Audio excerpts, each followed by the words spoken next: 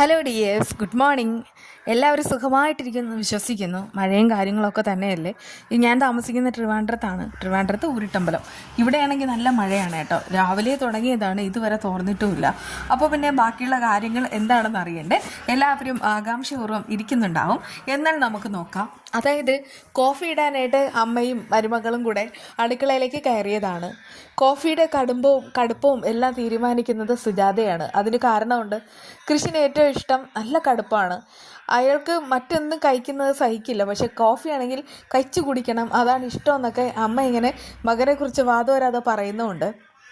പുറത്താണെങ്കിൽ കൃഷി ഇങ്ങനെ വെയിറ്റ് ചെയ്യുകയാണേ. ആ സമയത്ത് ദേവജിയോട് പറയുന്നൊരു കാര്യമുണ്ട്. ഞാൻ എന്തായാലും ഇനി ഇവിടെ നിൽക്കുന്നില്ല.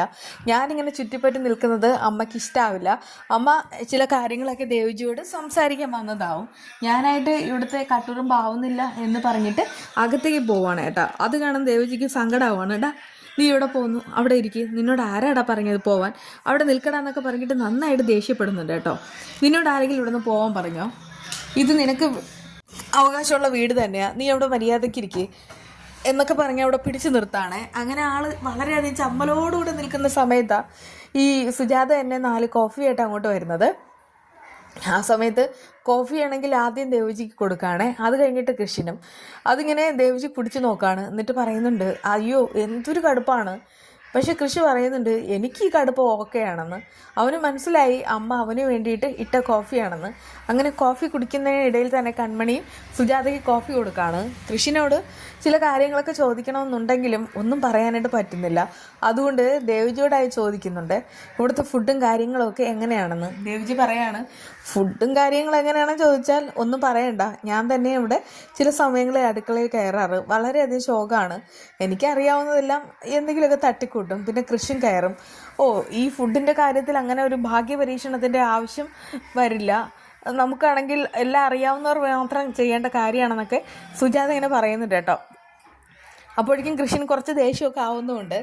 ആ സമയത്ത് സുജാത ഓർപ്പിക്കുന്നൊരു കാര്യമുണ്ട്, ഇനിയിപ്പോൾ ഇവിടെ ഫുഡൊന്നും വെക്കേണ്ട, നിങ്ങൾക്ക് കഴിക്കാനുള്ളത്, അതായത് ദേവജിക്ക് കഴിക്കാനുള്ളത് എന്താണെന്ന് വെച്ചാൽ ഞാൻ കൊടുത്തയക്കാം. കൃഷിനോട് ചേർത്തിട്ടാണ്, പക്ഷേ അതിങ്ങനെ പറയുന്നതുമില്ല. ദേവജിക്ക് ഫുഡ് വരുന്നുണ്ടെങ്കിൽ ദേവജി കഴിക്കണം, എനിക്കിവിടെ ഫുഡ് ഉണ്ടാക്കി കഴിക്കാൻ അറിയാമെന്നൊക്കെ പറഞ്ഞ് കൃഷി ആകെ കെറിവിച്ചിരിക്കുകയാണ് കേട്ടോ. അവനിങ്ങനെ ഇടയ്ക്കിടയ്ക്ക് കെറിവിച്ചിരിക്കുന്നതൊക്കെ കൺമണി കാണുന്നുമുണ്ട്. കൺമണി അതുകൊണ്ട് തന്നെ ദേവജിയെ വിളിച്ചുകൊണ്ട് അകത്തെ അടുക്കളയിലേക്ക് പോവുകയാണ്. സുജാതയ്ക്ക് പിടിച്ചു നിൽക്കാൻ വയ്യാത്തൊരവസ്ഥ. ഇപ്പോൾ തന്നെ സത്യം തുറന്നു പറയും എന്നുള്ള മട്ടിലാണ് നിൽക്കുന്നത്. അപ്പോഴേക്കും ദേവജി കൺമണിയോട് ചോദിക്കുകയാണ്, മോളെ ഇനിയിപ്പോൾ സുജാത എങ്ങനെയും കാര്യങ്ങൾ വിളിച്ചു പറയുമോ? ഇല്ല, അമ്മ സൂക്ഷിച്ചോളും. കാരണം ഇപ്പോൾ വേണ്ടത് മകന് വാശിയാണെന്നുള്ള കാര്യം അമ്മയ്ക്കറിയാം, നമ്മളെല്ലാവരും ഉപദേശിച്ചിട്ടുമുണ്ട്. അതുകൊണ്ട് തൽക്കാലം സത്യങ്ങൾ തുറന്നു പറയാനായിട്ട് യാതൊരുവിധ ചാൻസും ഇല്ലെന്നൊക്കെ പറഞ്ഞുകൊണ്ടിരിക്കുകയാണ് കേട്ടോ. എന്നാൽ സുജാത ഇടയ്ക്ക് അടുക്കളയിൽ വിളിച്ചിട്ട് കൺമണി എൻ്റെ സഹായം എന്തെങ്കിലും വേണമെന്ന് ചോദിക്കുമ്പോൾ വേണ്ട എന്നാണ് കൺമണി പറയുന്നത്. അങ്ങനെ ദേവിജിയും കൺമണിയും കൂടെ കുറേ നേരം അമ്മയുടെയും മകൻ്റെയും അടുത്ത് നിന്ന് മാറി നിൽക്കുകയാണ് കേട്ടോ. അവർക്കും സംസാരിക്കാൻ ഒരുപാട് കാര്യങ്ങൾ ഉണ്ടാവുമല്ലോ, അങ്ങനെ വിചാരിച്ചു. പക്ഷെ രണ്ടുപേരും പരസ്പരം സംസാരിക്കുന്നോ ഒന്നുമില്ല. അങ്ങനെ ശ്രീനിയോട് വന്നിട്ട് അമ്മായിമാർ രണ്ടുപേരും കൂടെ പറയുന്നൊരു കാര്യമുണ്ട്, ഞങ്ങളാണെങ്കിൽ ഇതുവരെ ജോലിയൊന്നും ഇല്ലാതെ നിന്നത്, പക്ഷെ ഇനി അത് പറ്റില്ല. കാരണം ജോലി ഇല്ലാതെ നിൽക്കുമ്പോൾ മനസ്സിൽ അനാവശ്യ ചിന്തകൾ ഇങ്ങനെ കടന്നു വരും. എന്തെങ്കിലും എൻഗേജ്ഡ് ആയാൽ പിന്നെ ആ ഒരു കുഴപ്പമില്ല. അതുകൊണ്ടൊക്കെ ഞങ്ങളിങ്ങനെ ഓരോ പ്രശ്നങ്ങൾ ഇവിടെ വരുത്തി വെച്ചത്.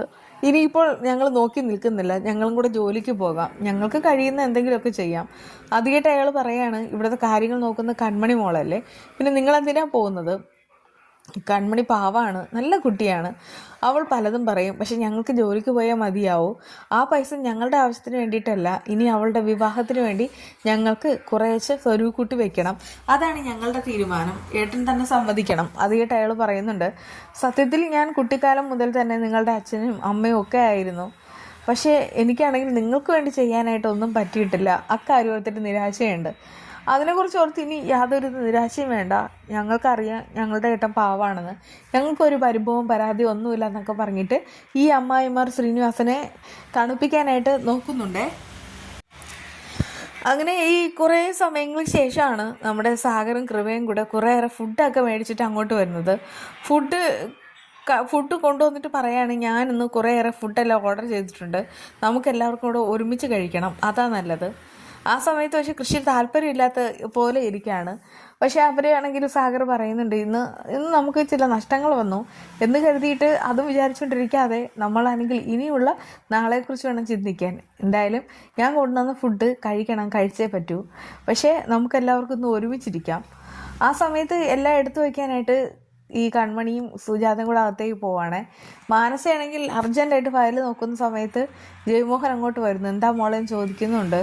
കൺമണി അവളെ പറഞ്ഞയക്കേണ്ട വെച്ചാൽ, കാരണം അവൾ നമ്മുടെ ഓഫീസിൽ വേണം. അതിക്കിട്ട് അയാൾ പറയുന്നുണ്ട്, മോളെ ഇനിയിപ്പോൾ സാഗറും ഫാമിലി എല്ലാം പോയ സ്ഥിതിക്ക് ഉറപ്പായി കൺമണിയും പോവും, നമുക്കെന്ത് ചെയ്യാൻ കഴിയും? ആദ്യമായിട്ട് അവൾ പറയുന്നുണ്ട്, എൻ്റെ കയ്യിൽ എഗ്രിമെൻറ്റ്സ് ഉണ്ട്, 6 മാസം കൂടെ ഇനി എഗ്രിമെൻറ്റ്സ് ഉണ്ട്. അതിനുള്ളിൽ തന്നെ ഈ കൺമണിയില്ലേ, അവളെ ഞാൻ ഒരു പാഠം പഠിപ്പിക്കും. 6 മാസമെങ്കിൽ 6 മാസം അവളെ ഞാൻ നോക്കിക്കോ ഒരുപാട് പാഠം പഠിപ്പിക്കും. ഈ മാനസ ആരാണെന്ന് അവൾ അറിയാൻ പോകുന്നതേ ഉള്ളൂ. അതിനു വേണ്ടിയിട്ട് ഞാൻ ചില കാര്യങ്ങൾ ചെയ്യും. 6 മാസം തന്നെ ആ കൺമണിക്ക് നമ്മുടെ ഓഫീസിൽ തുടരേണ്ടി വരും. അതുപോലെ ദേവിജി, അയാളാണെങ്കിൽ പലതവണ അച്ഛനെ തോൽപ്പിക്കാൻ ശ്രമിച്ച് തോൽപ്പിക്കുകയും ചെയ്തു. അങ്ങനെയുള്ള അയാളോട് അച്ഛന് ദേഷ്യമൊന്നുമില്ലേ? അത് കേട്ട് ആ ശ്രീനി പറയാണ്, എനിക്കങ്ങനെ ദേഷ്യം ഉണ്ടോ എന്ന് ചോദിച്ചാൽ ദേഷ്യമുണ്ട് മോളെ. എന്തായാലും ഞാൻ അതിനുള്ള പ്രതികാരം ഞാൻ വീട്ടിക്കോളാം. നീ കൺമണിയുടെ കാര്യം നോക്ക്. അത് കേട്ടിട്ട് അവൾക്കാണെങ്കിൽ ഒത്തിരി സന്തോഷമാകുന്നുണ്ട് കേട്ടോ. പിന്നീട് എല്ലാവരും കൂടെ ഫുഡ് കഴിക്കാനായിട്ട് ഇരിക്കുകയാണ്. കൃഷ്ണനെയും കൺമണി തന്നെ വിളിച്ചുകൊണ്ടൊന്ന് ഇരുത്തുകയും ചെയ്യുന്നു. ആ സമയത്ത് ഫുഡ് കഴിക്കുന്നു. അപ്പോഴേക്കും സുജാത ഇങ്ങനെ വിളമ്പി കൊടുക്കുകയാണ് ഓരോരുത്തർക്ക്.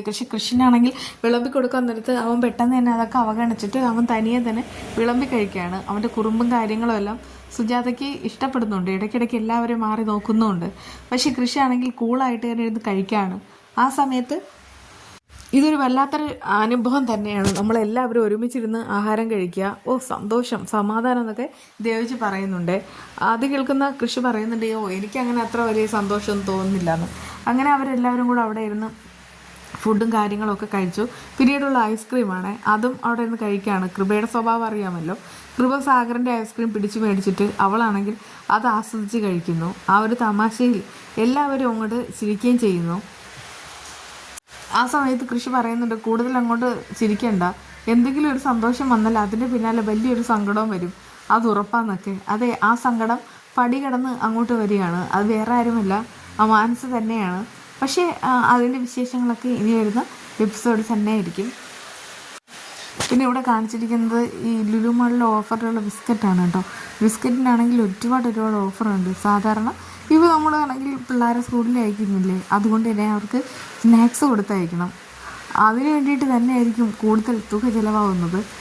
എനിക്കങ്ങനെ തന്നിട്ടുള്ളത്. എന്തായാലും നമ്മൾ ഈ ബിസ്ക്കറ്റാണെങ്കിൽ ഓഫറിൽ മേടിച്ച് വെച്ചാൽ നമുക്ക് ഫലമാവും. ബാക്കി വിശേഷമായി വീണ്ടും കാണാം. ബൈ.